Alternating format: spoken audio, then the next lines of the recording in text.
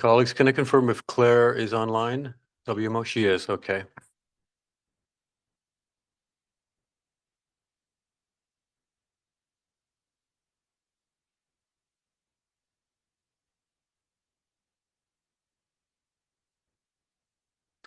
Very good morning to you and welcome to this press briefing here at the UN office at Geneva. Today, the 17th of October, another very important briefing. We have on the podium colleagues from UNCTAD. We have joining online WMO, and we have very pleased to introduce you to Abir Etefa from the World Food Program, who will be briefing us shortly on the situation in Gaza. And we also have Sophia Galtrup of UN Women, who will be joining us shortly on the podium. So we'll first start off with announcements, starting with Amalia, who you know well from UNCTAD, who will speak to the upcoming conference of UNCTAD starting on Monday. Amalia, over to you. Thank you very much. Good morning, and thank you for joining us here today. I take this opportunity just to share with you the latest update regarding UNCTAD 16. As you know, it's the 16th UN Conference on Trade and Development, a major UN conference happening every 4 years on trade and development, and it begins here in Geneva next Monday. It will be rolling out throughout the week until Thursday. We will be welcoming over 100 delegations from capitals across the world, mainly ministers of trade and finance, vice ministers, and experts from across the world, and also private sector leaders. So a reflection of the dialogue and the bridging role that UNCTAD has between perspectives and interests, and in a very, as the Secretary General Rebecca Greenspan said in an earlier briefing, in a very complicated global context for trade. We also expect, as the Secretary General of UNCTAD said already to you, we expect to be welcoming the UN Secretary General in person. This, I think, reinforces the role of UNCTAD within the UN system, and again, the critical issue of trade right now linked to development. We will be making announcements throughout the week on concrete issues and deliverables related to trade, to finance, and to debt. Journalist colleagues, please be aware.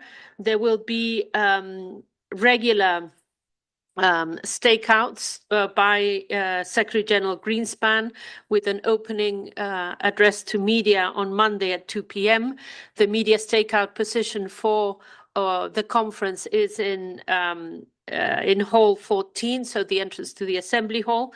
At the end of the conference, she will also be speaking to media on the results, the deliverables, and the agreements reached. And there will be a daily media briefing at 8:30 a.m., again in the stakeout position during the conference every single day.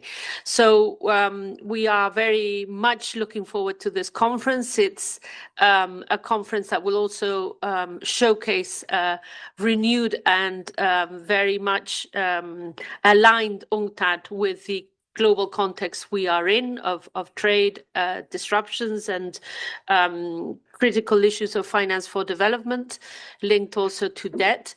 And of course, what the Secretary General Greenspan has called the new frontier for development, which is the digital economy, AI, and everything related. So we're very excited at UNCTAD to be opening the conference next Monday, hosted here in Geneva and the Palais only for the third time in its 60-year history. And I hope you will join us, and happy again to underline all sessions in the general debate where member states will be making statements, and in the Assembly Hall will be streamed live.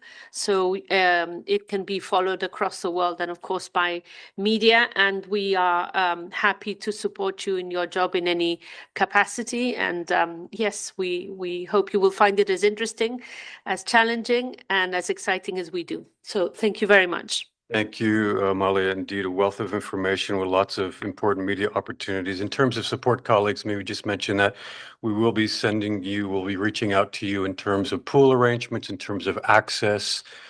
You will all have access to the balcony on the 5th floor, as you know, in the assembly hall where we housed you for the various meetings in the last several months since we shut down the e-building. So we'll be in touch with you on to maximize the potential for you to do your jobs best. So yes, Agnes. Yes, this is a question, I think more for you, but linked to UNCTAD concerning the participation of the Secretary General. And I understand this will be also participating to a WMO conference. So should we expect media either stakeout or briefing from his side? Sure. I mean, we're talking about our secretary. We have two secretaries general, but in terms of Mr. Guterres, of course, as Amalia mentioned, we expect Mr. Guterres to be here. We'll provide details. I believe Claire is going to speak to that in a minute about his activities at the World Meteorological Organization. So as mentioned, as soon as we have firm plans in terms of any media opportunities, we'll certainly share that with you as soon as possible. Further questions for Amalia on UNCTAD? No, I don't see as a case online. Oh, sorry, there is a question online. Sorry, Jérémy, Radio France Internationale. Jérémy.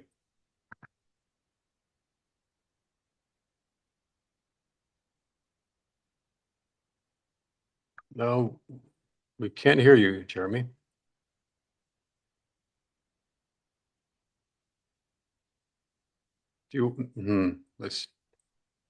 Everything is okay on our side, I think. Let's maybe try to reconnect and perhaps otherwise.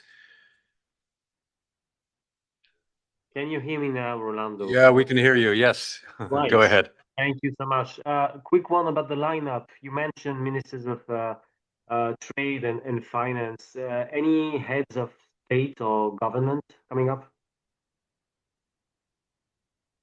Not for the moment. Ministers of Trade and Finance. The full lineup, as you say, is available on our website. And there you can find all the speakers and all the countries and all the ministers of trade coming both from Europe and from the global south, but no heads of state. Okay, so do consult the website for that list. Any further questions, colleagues? No online, neither. Okay, on that note, thank you very much and bon courage pour les semaines prochaines. Okay, we'll turn now to Claire from the World Meteorological Organization with another announcement. Go ahead, Claire. Yes, thanks very much, and thank you, Rolando, for letting us make these announcements at the start. So, colleagues, you'll have to multitask next week because the World Meteorological Organization is also having an extraordinary congress. It coincides with the halfway point of the UN Secretary General's Early Warnings for All initiative, which aims to ensure that everybody gets life-saving early warnings against dangerous weather by the end of 2027. So the Extraordinary Congress will be assessing progress towards that goal, and we have made a lot of progress. But we'll also be looking at, where we need to go, what we need to do to, to try to accelerate progress on that. We sent, and the other main reason for the Extraordinary Congress is to mark WMO's 75th anniversary. We are 75 this year as a UN specialized agency. So we'll be looking back at achievements, but also very much looking forward. There's a strong focus at Congress on artificial intelligence, which does have potential to revolutionize forecasting and early warnings. So we're certainly not resting on our laurels. We are very much looking forward. We sent out a media advisory earlier this week, and I will put the link in the chat to you. So just to refresh your memories, but just to a couple of the the main points that I think you'll be interested in. Monday morning is the opening session starts at 9:30. Because of space limitations, it exceptionally will be at the World Trade Organization, not at WMO. This is just the Monday morning bit. The rest will be at WMO, but Monday morning will be at the World Trade Organization. We start with a high-level opening on early warnings for all. Confirmed speakers so far include His Excellency Daniel Francisco Chapo, President of the Republic of Mozambique. We also have confirmed ministers from Spain, Kenya, Ghana, Burkina Faso, Azerbaijan, and Slovenia. So details of all of this is on our website. It could well, change between now and Monday morning.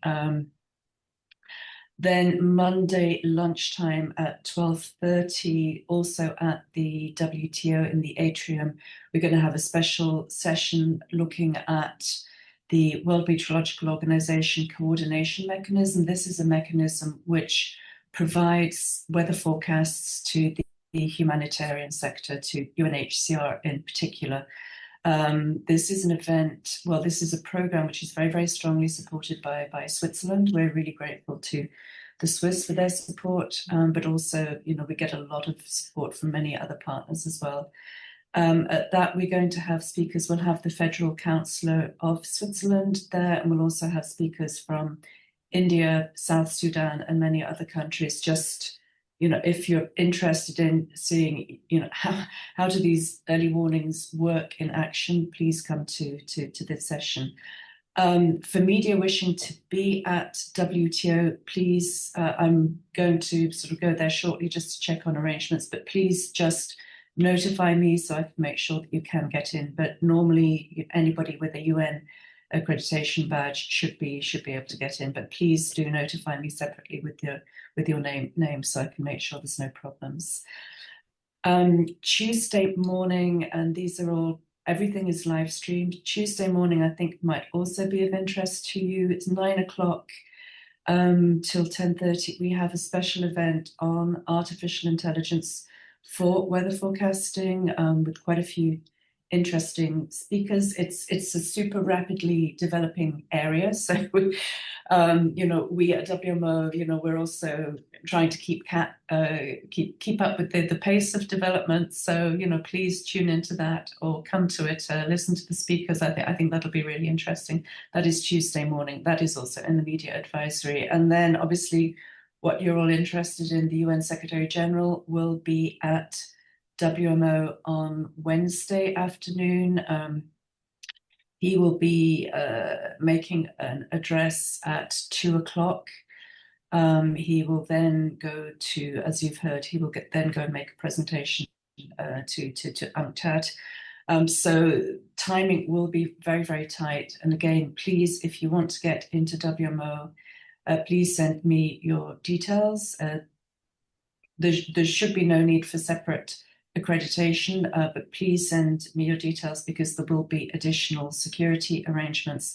And if you possibly could be, with a sort of at least 15 minutes ahead of time, possibly 30 minutes ahead of time, that would facilitate things.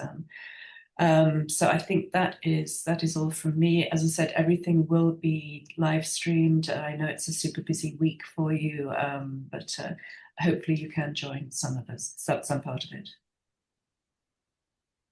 Thank you so much, Claire. Lots of important information and also logistical issues there. So, of course, colleagues taking note of that. Thank you so much again. We have a question from Paula Duprat. Go ahead, Paula. Yes, hi, good morning. I just wanted to know about any discussions that may take place regarding the state of finances at WMO, given the situation with the US and its withdrawal also of to climate and weather organizations in the US that are, I guess, critical for your global operations in that area. And then also I wanted to know about the State of the Climate report, whether you have any updates as to where that will be launched. Okay, so on the budget, I'm just going to have a quick look. As far as I know, that item will come up on Wednesday. It is on the Congress website, and there are a couple of closed sessions, but most of them are open and will be live streamed. I'm just taking a look now, but the primary reason of this Congress, it's not, it's not the budget, but on Thursday, starting at 9 o'clock, we have an item, financial situation of the organization and program and budget. So that is 9 o'clock on Thursday, the 23rd. And then on the State of the Climate update, it's still being discussed. The latest plan is that we will hope to release the State of the Climate update on the 6th of November. This is the first day of the Leaders Summit in Belém in Brazil.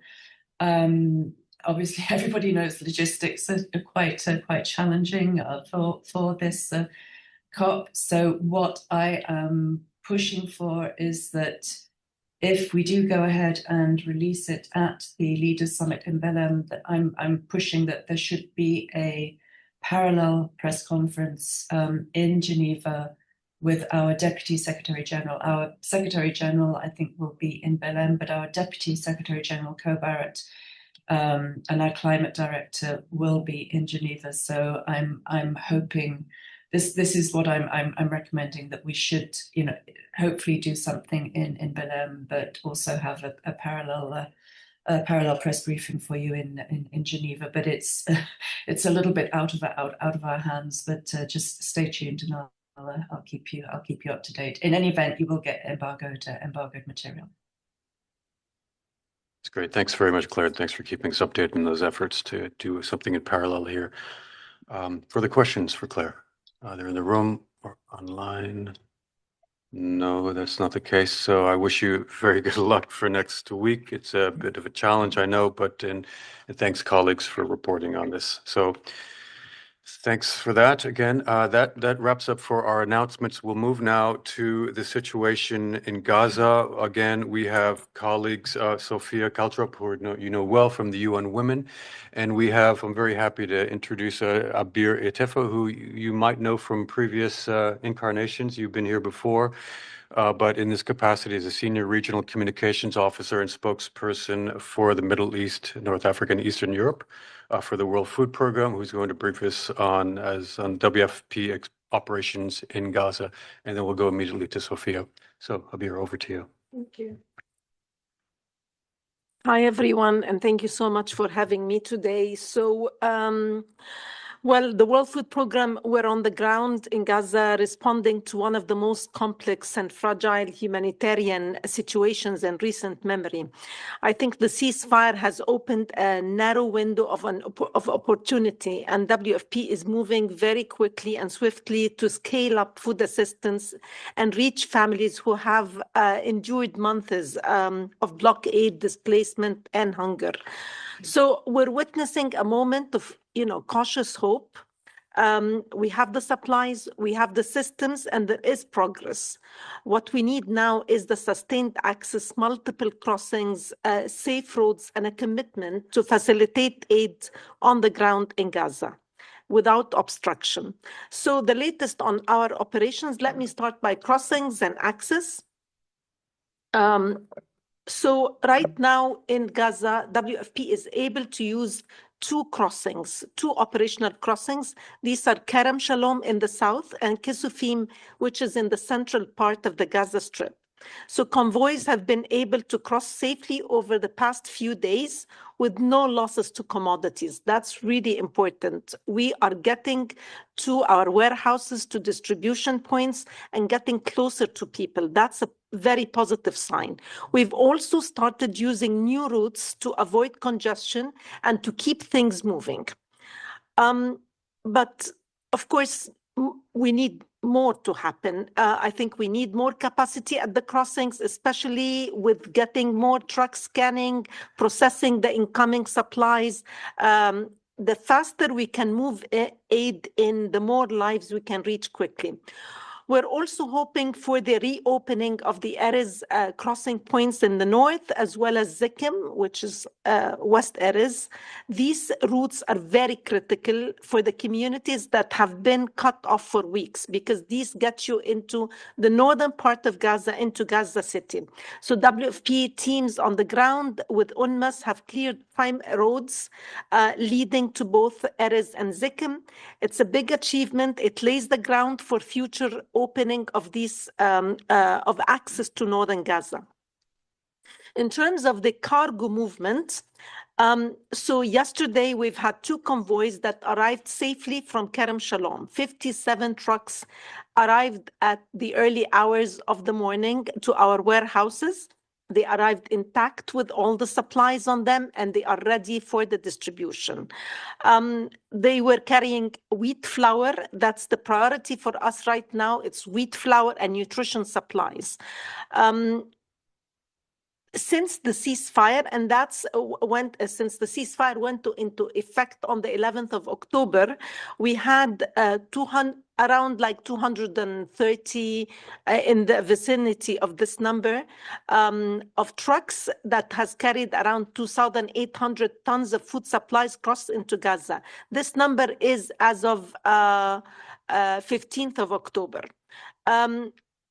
And they don't include the numbers from yesterday, because we have to tally the numbers by midday the following day. So with a daily average of around 560 tons of food every day, we're still below what we need, but we're getting there. I think if we look operationally, we've had, some progress. We have right now 5 distribution points up and running, food distribution points closer to people, close to where they are, open to vulnerable women, for children. And our goal is to expand to 145 distribution points across all of Gaza. That's basically from 5 to 145. That's the scale we're aiming for.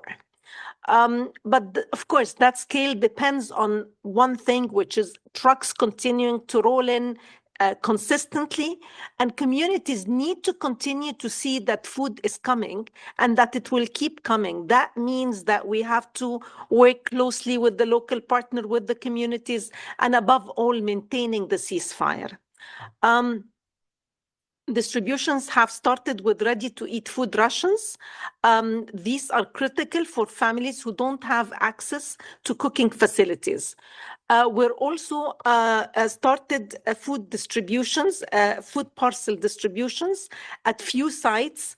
The food parcel include the staple commodities like rice, lentils, beans, and fortified, oil. All of the shelf stable items that can make a real difference for families who are going back, to home, mostly to rubble. A top priority for WFP is bakeries. I think as of 15 October, we have 9 bakeries up and running, producing over 100,000 bread bundles. That's 2 kilograms per bundle every day. We're working on scaling up these bakeries to get them to 30 across all of Gaza. I think each bundle feeds a family of 5 for a day. And we right now, as we speak, it's around 500,000 people every day. Bread is extremely important. It's the smell of fresh bread in Gaza is more than nourishment. It's a signal that life is returning, and it's reassuring that, you know, that we're scaling up and that we're getting the supplies as quickly as they need it. The nutrition supplies are extremely important as we, you know, are trying to push back on famine, especially for families returning home in the north of Gaza, for people on the move, because the needs are so urgent. In the past days, we have also reached pregnant and breastfeeding women and children under 5 with preventive nutrition support. I have a lot of numbers. I don't want to, you know, throw all these numbers at you, but after the briefing, if you're looking into this, happy to support it, to provide these numbers. And then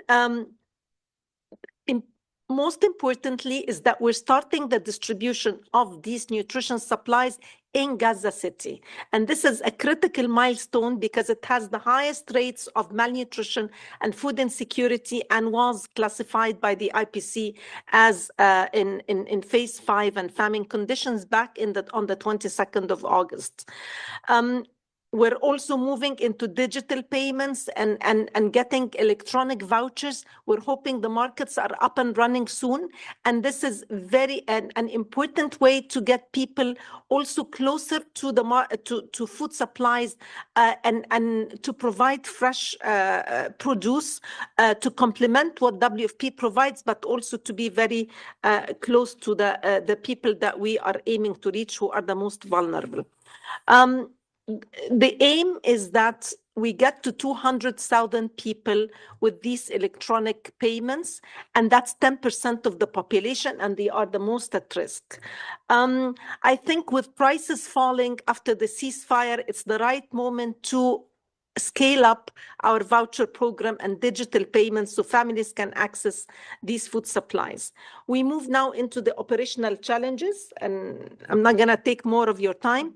I think the biggest challenge is that we still have 2 crossings only operational, and the northern crossings are yet to be opened, which is limiting the access to the most vulnerable areas. Roads are blocked and destroyed, which is, you know, a huge limitation to transport. 50% of our warehousing capacity has been lost because of the infrastructure damage, and we're still not yet there. We're in the early days of the ceasefire, so of course the amount of or the quantities are not yet sufficient at the scale that we need.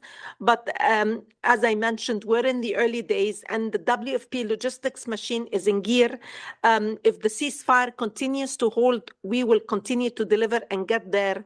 And all the UN partners and NGO partners and the groups on the ground, everybody is, you know, on full speed. If we stay on this path, we can pull communities back from the brink of famine.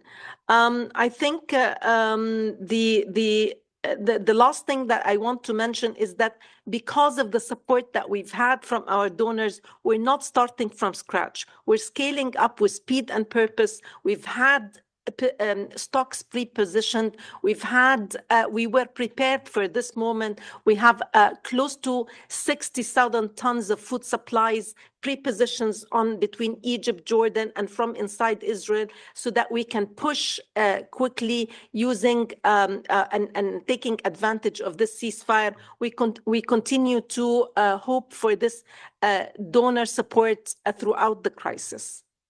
Thank you. Thank you, Abir. That was immensely important. Lots of information packed in there.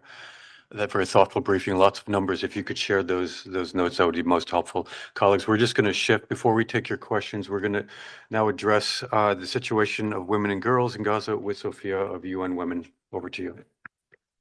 Thank you very much, Rolando. Good morning, everybody. And as UN Women in Gaza and across the world, we are in daily contact with women and girls whose voices must be heard. And I would like to start today's briefing with one of those voices, and I quote, "We hope the ceasefire lasts. We can't say we're fully at peace, but we hope they don't go back on their words this time. We really can't bear it anymore." These are the words of a 20-year-old woman, a university student in Gaza. And her words echo what we have heard from so many women and girls across Gaza since the ceasefire began. It is a mix of fragile hope, deep exhaustion, and quiet strength. They see this ceasefire as a moment of hope, hard-won, fragile, and long overdue. And so do we, as UN Women, as humanitarians, and as international community that now must make sure that this hope becomes a reality. And over the past week, we have seen the first signs of progress. We have heard from WFP that some food, medicine, and water is now entering into Gaza. And for many women and girls, for the first time in months, they can hope to seek care, to receive aid, and sleep without the sound of airstrikes. But hope, as we know, on its own, it is not enough. The ceasefire may have paused the fighting, but it has not ended the crisis. For 2 years, women and girls in Gaza were killed at the rate of roughly 2 every hour. 2 every hour. This number only defines the scale of this war, and it will haunt our collective conscience for generations. And today, the needs of women and girls in Gaza remain at an all-time high. Over 1 million women and girls require food aid, and nearly 250,000 need urgent nutrition support. This ceasefire, it is our window to deliver fast, and to stop famine where it has begun and prevent it where it looms. Most women in Gaza, they have been displaced at least 4 times during the war. And this ceasefire is the first chance for them to stop running, to find safety, and to rebuild. But as we know, winter is coming and too many still have no shelter. In Gaza today, 1 in 7 families is now led by a woman. And they need aid that reaches them directly so that they can feed their children, access healthcare, rebuild livelihoods, and restore some stability after losing everything. But those numbers, they are not just statistics. They are stark reminders that there will be no recovery without the women and girls who have kept Gaza alive through famine, fear, and flight. Women and girls, they must be the architects of Gaza's recovery. In every crisis, women have shown that when they are given the means, they turn survival into recovery, and they turn despair into rebuilding. And Gaza today is no exception. Every day during this war, women-led organizations, small businesses, health workers, teachers, they have been working against impossible odds, holding families and communities together while the world were negotiating their future. And for us as UN Women today, our mission, it is crystal clear. It is to ensure that this ceasefire translates into safety, recovery, and rights for women and girls, placing them at the center of every humanitarian and reconstruction efforts. And this task is, of course, immense, but this moment demands more than simply stopping a war. It demands that we start again and that we start differently. As UN Women, we are coordinating closely with our UN partners and others to ensure that every clinic and every food parcel reaches women and girls safely and that they meet their real needs. And for more than a decade, we as UN Women have been working in Gaza with women-led and women rights organizations. Many of them never stopped, even in the darkest days. They kept providing care, protection, and hope. Every woman who rebuilds a bakery, a clinic, or a classroom is rebuilding peace. And every dollar invested in women-led aid, it is a down payment on hope. The data is very clear on this. When we invest in women, every dollar generates an $8 return for those communities. Because it's not just about getting aid in and who it reaches, it is about how we deliver it. If we do not put the needs of women and girls at the center, and if we do not include women organizations in the response, in the recovery, and in the work of rebuilding, the women will be excluded from the future of Gaza altogether. So as UN Women, we are now working side by side with the rest of our UN partners on the ground, fully mobilized to scale up life-saving assistance.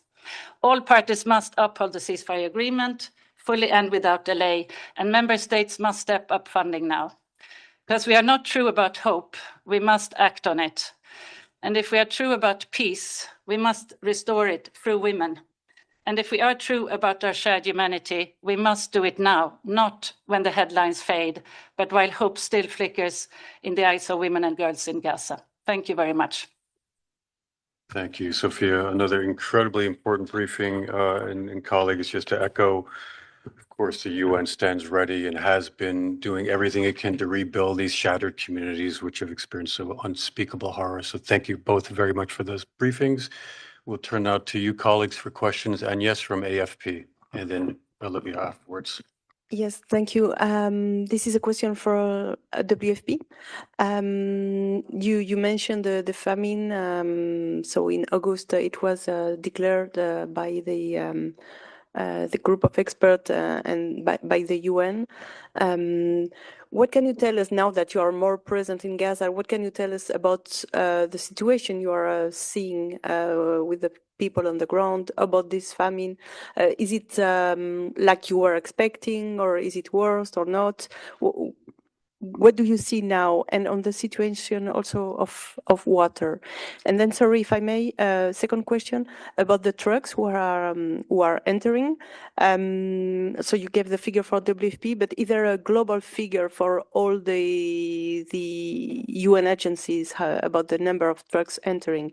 I think Jens is listening online, so maybe he knows that. Thank you. So on your first question on the situation on the ground, our team has always been there. So it's not like we're not returning to see what's happening. We have been there throughout the crisis. In terms of, the famine situation, it's always that when food supplies become available, there will be an improvement in the food security, but until the teams on the ground are able to do the assessments and the IPC is a very technical process and will not be able to reflect on the numbers on the progress until these numbers are actually in place and the assessments have happened. But for now, the good news is that we're reaching the people most impacted by the severe malnutrition with the nutrition supplies, not at the level that we want, but it's the early days of the ceasefire, and we need to push harder because that is going to be the true measure of how we need to move fast and quickly because these children, pregnant and nursing mothers have been in a severe lack of food security for many months. It's gonna take some time to get to scale back the famine, but at least we're getting there and we're getting quickly. The scaling up, getting the nutrition supplies is the top priority for WFP. Bakeries and nutrition products are extremely important, and they are the top priority as we speak. Indeed. Thank you very much, Abir. And I see that Jens has flipped his camera on, so let's turn to Jens maybe to complement the issue of trucks, perhaps. Go ahead, Jens. Thank you very much, Rolando, and good morning, everyone. And good to see you, Abir, on the podium there. Let me give you the numbers that I do have. And I'm going to read them out to you, but I kindly ask you to be specific with the sourcing, how we source this. So these numbers that I'm giving you are according to COGAT figures presented to the mediators. And the numbers reflect trucks sent through the commercial sector, bilateral donations, and our own UN-coordinated system combined. So the numbers for this week is on Wednesday, a total of 716 trucks crossed into Gaza, and that includes 16 fuel and gas trucks. Most of those were through Kerem Shalom, as we've heard, 623. And the second opening, as we heard, is Kisufim, where we had 93 trucks passing. On Thursday, so yesterday, total crossed 950, and that include 8 fuel trucks and 3 gas trucks.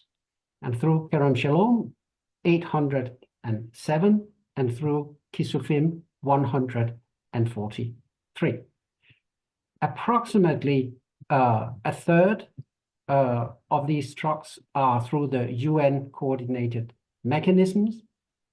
The exact tracking of this is done by the UN 2720 mechanism, as you know, and they do have a website where they track this, but there is a time delay, a time lag before those numbers are verified and posted. But that would be the go-to page to look for these numbers in the future. Thank you. Most helpful. Thank you very much for those updates, Jens. Okay, let's turn for questions. I'll go back to Agnes. I think you had a follow-up maybe, and then for clarification, and then we'll go to you, Olivia. Go ahead, Agnes. Yes, if you could explain why it's going to take some time to have more trucks inside and to have more distribution centers. You mentioned you are at 5 and you want to go to 145, I think. Why it's going to take time? Is it because of logistic reasons, of security reasons, of others? Thank you. So maybe we'll turn to you first, and then Abir could add. Thank you. I think this is an operational question for WFP to answer. Thank you. Fair enough. Okay, Abir. Okay, I think mainly that the conditions inside Gaza are extremely difficult. As I mentioned, the road access, the warehousing capacity, the fact that the community is actually on the move and people are returning homes, getting the food supplies that we need at scale, we're not yet there. It's again, I mean, we've had 57 trucks yesterday. We consider this a breakthrough, but we're not yet at the level of around 80 to 100 trucks a day. We think that just, you know, from the security situation itself, it's of course it's like, you know, it's not nothing is back to normal. Nothing will ever go back to normal in you know a few days. So this is where we and also all the border crossing points, as I mentioned, we need to have the 5 open so that we can flood Gaza with food supplies to be able to put together these distribution points quickly and to get people you know, back to the systems that we used to have before the intensification of the fighting in Gaza. Thank you so much. Okay, Olivia, Reuters. Morning all. Thank you very much for this briefing. If I may, my first question is actually across the board for everybody listening. So the WHO, UNICEF, Jens, World Food Programme, and also UN Women. Just particularly keen to get a sense of what is happening in Gaza City in the north. You mentioned 2 key crossings still closed. You're mentioning 560 tons daily getting into Gaza, but how much of that aid is actually getting up to the north where famine has been declared? And if you could just state the reasons as to why perhaps you are facing challenges getting the aid southwards, northwards, that would be very helpful, both on the food front, but also Tariq, in terms of medical supplies. And also, Sophia, you were mentioning, started with a very compelling case study at the beginning of your speech. Would be keen as well to get any assessment that you've heard from people returning to Gaza City or who are still there, and what conditions women are currently facing when it comes to trying to seek support. Jens, if I may, a question for you. What conversations are you having with the Israeli authorities about reopening Erez and Zakim? And could you explain why these crossings are still currently closed? And also perhaps a word from you and Tarek about what difference the opening of Rafah, which is slated to happen on Sunday, although I appreciate it is a fluid situation, what difference that could have on the movement of people, particularly in terms of medical evacuations. I'll start there, but I probably have a couple of follow-ups after. Thank you. Okay, thanks. If my memory's right, I think we'll start with you, Abir, then we'll go to Tarek. I think Tarek is online, and we have questions for you as well, Sophia, but Abir first off, thank you. We haven't started any distributions in Gaza City. Only the nutrition supplies that I mentioned and in small quantities. Still access to Gaza City and to the north of Gaza in general is extremely challenging. We don't have the border crossing points to get into Gaza and so far to Gaza City. And so far what's happening is that it has to happen south to north rather than having these crossings getting quickly into the north. The challenges of, again, logistics and the movement of convoys from the south all the way to the north is one of the biggest challenges and struggles. But also, the security situation itself with the movement of people, it's still a challenge. So we haven't had, other than the nutrition products, which, if you look at it, it's a small truckload. You can put on a small truck a lot of nutrition supplies. If you are to bring, wheat flour, ready-to-eat food parcels, it will need big convoys to get into Gaza City. So the challenges of reaching the north of Gaza is still there, except for these limited quantities. Thank you so much. Okay, I'm going to throw to Tarek, who has his camera on. Tarek of WHO, thanks for joining us. Thank you very much, Rolando, and thanks, Olivia. Yeah, I don't know if you have seen the post Dr. Tedros issued yesterday, basically explaining what we are really trying to do. And as I said that last time we spoke on Tuesday, we need to work on different health priorities. One of them is to get as many supplies as possible to hospitals. And this is, for example, what happened where we delivered 3 trucks of surgical and essential medical supplies to the central pharmacy in Gaza from our warehouse in Dar al-Balah, and this will then be distributed to functioning health centers.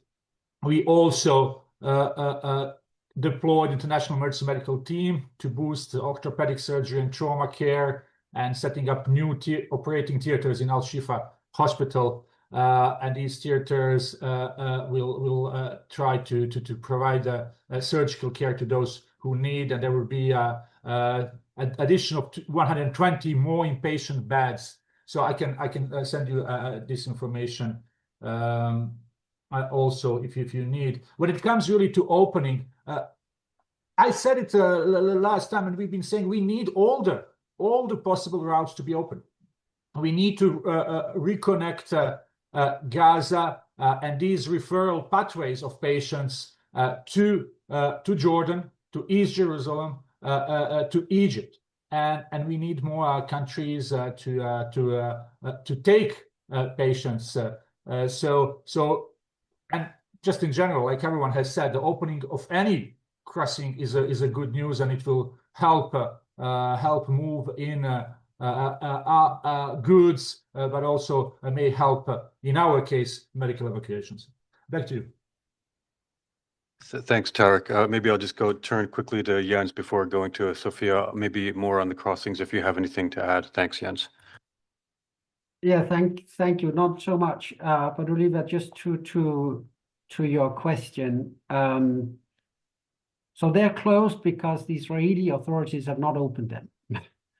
So that's the first one. The second one is, as we've heard with other crossings, there may be a need for substantial road repairs and decontamination of unexploded ordnance before those roads can be used. But the first thing is, the first stop is, if you like, that the Israelis open them. It is very important to have these openings in the north. As we've heard, as you mentioned yourself, that is where the famine took hold and is still in effect, if you like, in some of these areas. So to turn the tide on this famine, which we are doing with the scale up that we are seeing now, we are on the way to do that.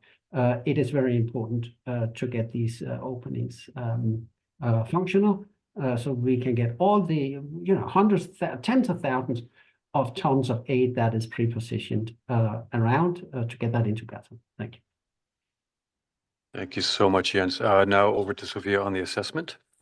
Thank you very much. Yes, I mean, we are intensively in an assessment phase together with our partners, of course, within the UN system that we heard, but also with the women organizations on the ground that we are in constant touch with. And what we hear, I mean, we hear two things. One is cautious optimism about the ceasefire and that it will hold, but also overwhelming needs. And of course, it's food, it's water, it's medicine, but it's also very much protection, care, I mean, basically everything that women need to rebuild their lives. So we'll come back shortly with our thorough assessments and also plans forward. Thank you so much, Sophia. Okay, go ahead, Olivia. And sorry, just one quick follow-up, and thank you everybody for your answers.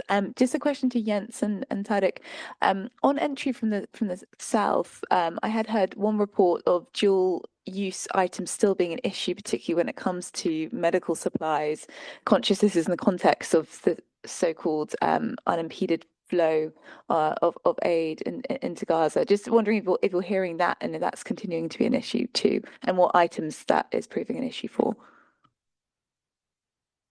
You want to start maybe Jens and then Tarek, that order? Go ahead. Yeah, I'll be very brief. It's not something that I have details on at the moment. Fair enough. Okay, Tarek, any update from you on that point? Yeah, same here, Olivia. I would need really to check if we have anything on that. So I'll come back to you. Yeah, I mean, I appreciate colleagues. Lots of interest in these details, and we'll furnish those to you as soon as we get them. So thanks very much for your patience and understanding. Okay, and yes, before I think let me just be fair and go to John, who's been raising his hand in the back, and then I'll go back to you, and yes, if that's okay, John Costas. Yes. Good morning. I was wondering if the representative from World Food Programme could give us more details. Have you been able to get deliveries to the therapeutic food centres? I think there's only 4 operating at the moment for malnourished children with severe acute malnutrition. And I've got a question for Jens. Mr. Fletcher mentioned that OCHA, you have a 60-day plan. When is he planning to release that plan? Is it in the next few days or at the conference in Cairo in November on the reconstruction? Thank you. On the therapeutic centers, I think WHO and UNICEF are in a better position to respond to that. We are providing mainly nutrition supplies to moderately acute malnourished children and preventive methods. So I think probably the colleague from WHO can help with that. I just want to also mention one thing, that we're issuing an operational update this afternoon, which have a lot of the numbers that I have referenced and some of the detailed information on the operations and the development on the ground in the last few days. So just keep an eye on that. Thank you, Abir. And Tarek, if you have anything more on the malnutrition centers or on that front, please do just raise your hand. Jens, on the plan. Yeah, thank you, John. I will send the details that I have about this plan. I don't have it in front of me right now. Okay, thank you. And then Tarek, maybe if you want to jump in on the previous point.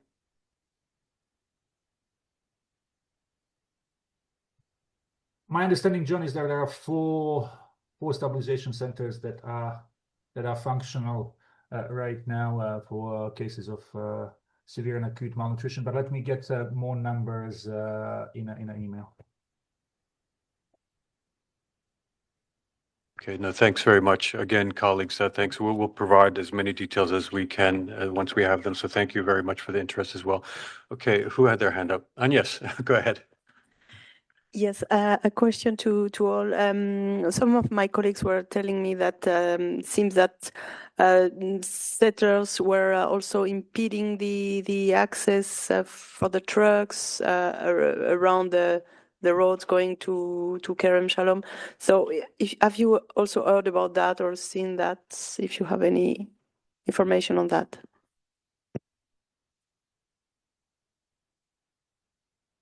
I have not heard that. I think yesterday we considered that it was a good day. You know, it was the first day since the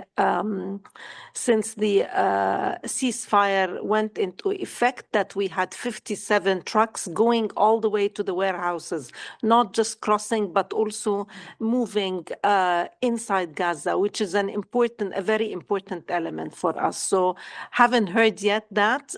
As I mentioned, we're not yet at the scale where we would want to be, but at least we had some positive movement and food supplies going into our warehouses.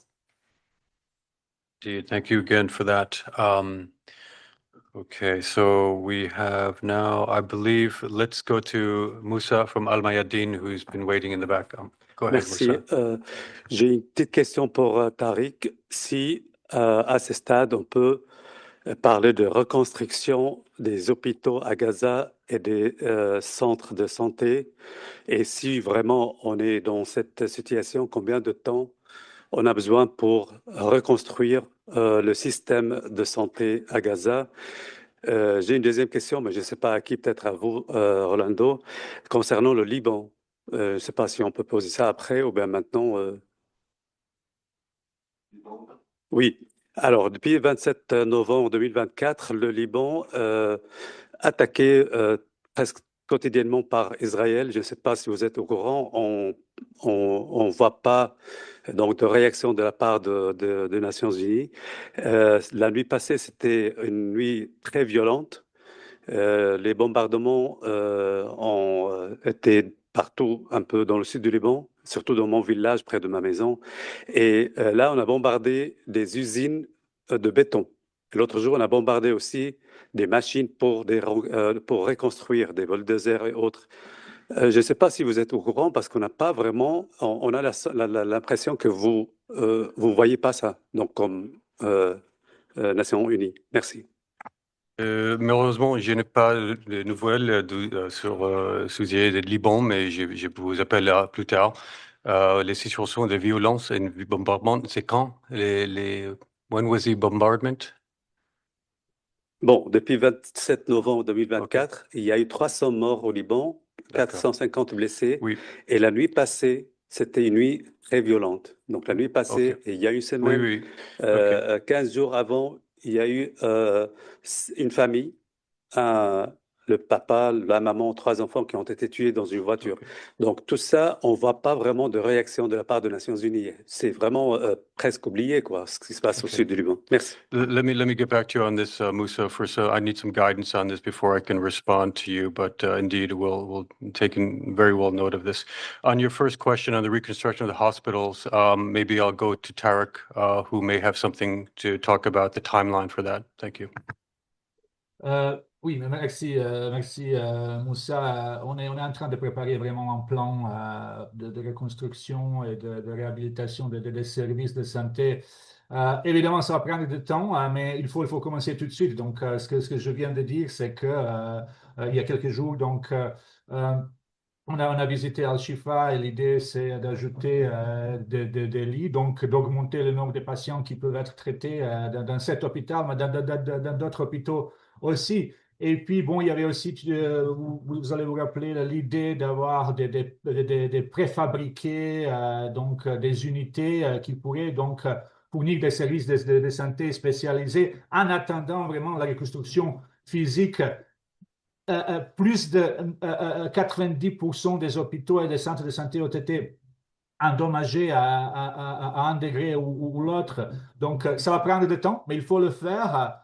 au même moment que les autres priorités que j'ai énumérées la dernière fois, à savoir donc l'évacuation des patients qui ont besoin d'être pris en charge ailleurs, aussi donc essayer de fournir les services spécialisés pour les gens qui ont eu des blessures et qui ont besoin de services de réhabilitation. Donc tout ça, ça se fait au même moment. Le plan précis, c'est quelque chose qu'on va travailler, on va vous informer, mais évidemment, comme toutes les autres agences des Nations Unies, on espère évidemment qu'on aura l'opportunité de reconstruire Gaza à notre côté, de notre part, le système de santé.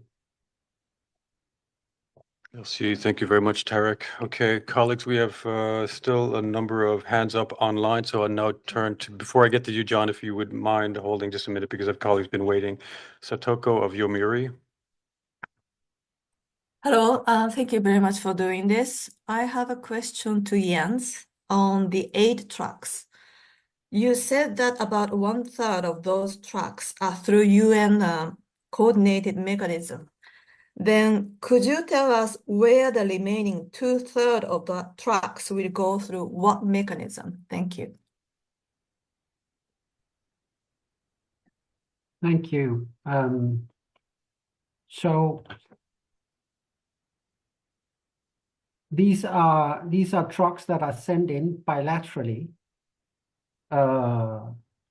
by bilateral donors, and it is the commercial sector also sending in, which makes up for the remaining 2/3. Using the same crossings. Okay, thank you. Thank you very much. Let's take the questions online and I'll get back to you, John, momentarily. Isabel of Spanish News Agency, EFE. Isabel. Yes, good morning. Thank you very much.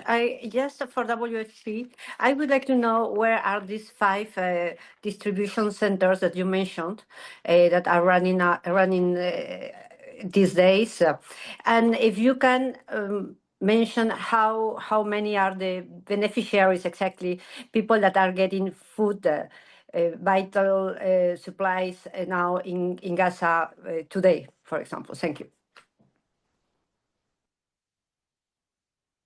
Yeah, I don't have the exact location of the 5 distribution centers, but they are mainly in the south of Gaza, so Khan Yunis, Deir el-Balah. So, but I can get you the exact locations if you're looking for that. In terms of the number of people who have received food assistance up till now, I probably need to dig into this number if I have not mentioned it, but it will be also in our operational update this afternoon. So let me get back to you with these numbers. Okay, thank you for that, Abir. Then one further question online, Imen of the Kuwait News Agency. Thank you so much. I have 2 questions actually for Tarek, for the WHO. It seems that Israel continued its bombardment in Shujaiya yesterday. Do you have any update on figure on how many people have been killed by the Israeli army since the ceasefire? This is the first question, and the second one, I'm not sure that you have the question. I know that the ICRC managed the exchange, let's say, of the bodies, but do you have any information about the condition of the 45 unidentified bodies of the Palestinian that Israel handed over yesterday? In which condition they was yes, after the after the handover from the Israeli army? Thank you so much. Thanks, Iman. Unfortunately, I don't have information on any of those 2 questions. I don't think that we rely, as you know, on the figures from the Ministry of Health, and I haven't seen any on recent casualties. And on the bodies, I think really best would be to check with colleagues from ICRC. Yeah, that's absolutely. I don't have any update on that either, but And I see that ICRC is not connected, but let's maybe reach out to Christian, who may be able to provide some comment on that point. Okay, I think this may be the last question, John. Yes, coming back to the food aid, if you could elaborate a little bit. You mentioned you had some food stocks pre-positioned. We're hearing from OCHA relief leader, Mr. Fletcher, that there's about 193 or now 200,000 tons of supplies in the pipeline. How much of that is food that's been promised from donors to World Food Programme that is in the pipeline and will be going to Gaza? And perhaps Jens or Tariq, and how much of these supplies is 200,000 tons? If we can break it down, how much is it shelter? How much is it medicines? How much is it other equipment? Thank you very much. Just on our, what we have pre-positioned and ready for immediate deployment into Gaza is around 57,000 metric tons. 57, yeah. And we've deployed some of these stocks already. So it's when we started on the ceasefire around on the 11th of October, it was 57,000. And what the plan is to scale up to reach 1.6 million people inside Gaza over the next 3 months. So slowly scaling up until we reach 1.6 million people.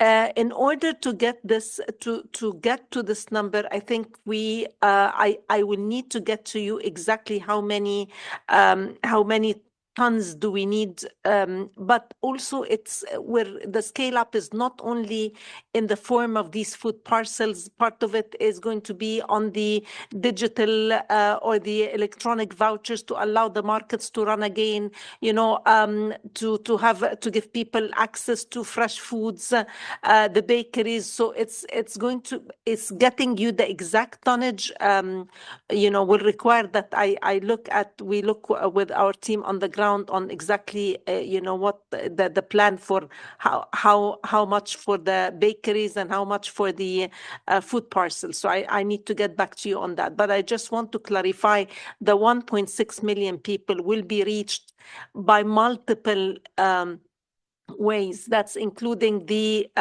nutrition products, the bakeries, the food parcels, the digital transfers, all of it combined. Thank you very much, Abir. I don't believe maybe Tariq, you have a follow-up on that? Yeah, go ahead. Go ahead, John.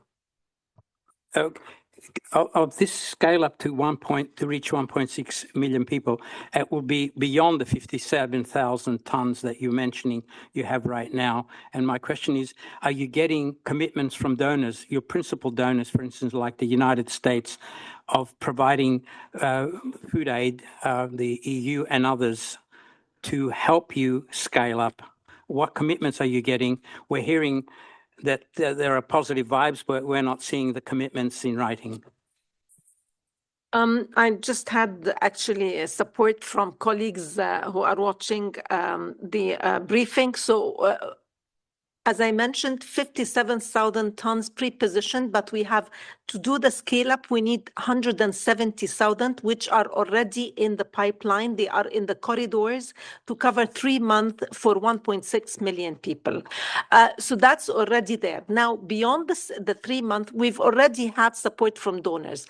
Beyond the 3 months, we need to continue to feed this pipeline, to push food supplies, to always be, have at least 3-month stocks on standby so that we can continue the operation. We've had support from donors. We've had, we're hoping that it continues this way, even though, it's if the situation continues to improve, that you know, these emergency operations fade from the headlines, but we do have the confirmation from donors, and it's this is a long-standing partnership with donors on all emergency operations, not just on Gaza. We hope it continues to be a priority for them, and I think that there are conversations and discussions happening as we speak. Thank you very much. That's very clear, I believe. And again, colleagues, I appreciate the interest in details. We'll share those with you as soon as we get. I think on this note, I will relieve our colleagues. And thank you very much again. Abir, please do come back and join us here. And Sophia, as always, thank you so much. And of course, Tarek and Jens. We're nearly done. I just have a couple of quick announcements and then we'll wrap up. Just wanted to make sure, colleagues, you saw the statement we shared with you last night on behalf of the Secretary General concerning Madagascar on the situation. It is a rather worrying situation. SG condemns the unconstitutional change of government in the country, Madagascar, and calls for the return of constitutional order and the rule of law. So there's more details in the statement that we shared with you last night. And just a last note, no meetings here of the human rights bodies. We do have lots of meetings coming up next week, as you well know from the announcements we just heard from WMO and UNCTAD on those. We do have an observance today, International Day for the Eradication of Poverty. Very important day, 17th of October. The SG message was shared with you in multiple languages. He starts off to say that too often people living in poverty are blamed, stigmatized, and pushed into the shadows. So this is an important reminder to do more, and that the SG and the UN has been doing more to address this scourge around the globe. So I think that is it, unless you have questions for me. I don't see that's the case. So I wish you a nice afternoon, nice weekend, and see you here on Tuesday. Thank you.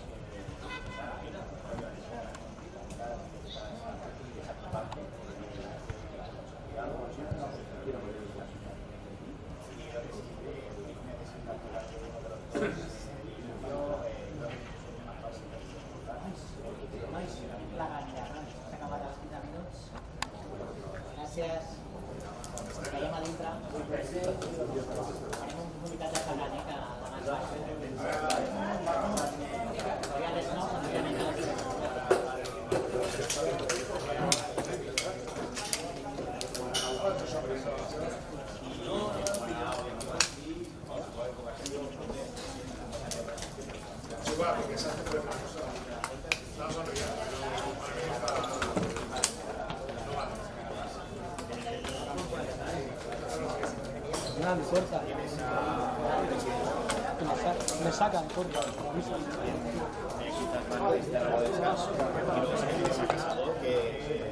Yo de hecho, fíjate que eso es una apuesta personal mientras están ya echando del entrenamiento del Barça, pero podemos seguir charlando. Para mí es una apuesta personal, pero yo creo que Fey tenía la cabeza que rotaran del tirón. Viendo la cantidad de bajas que hay, ahora mismo me genera algo más de dudas de que pueda rotar a Fey.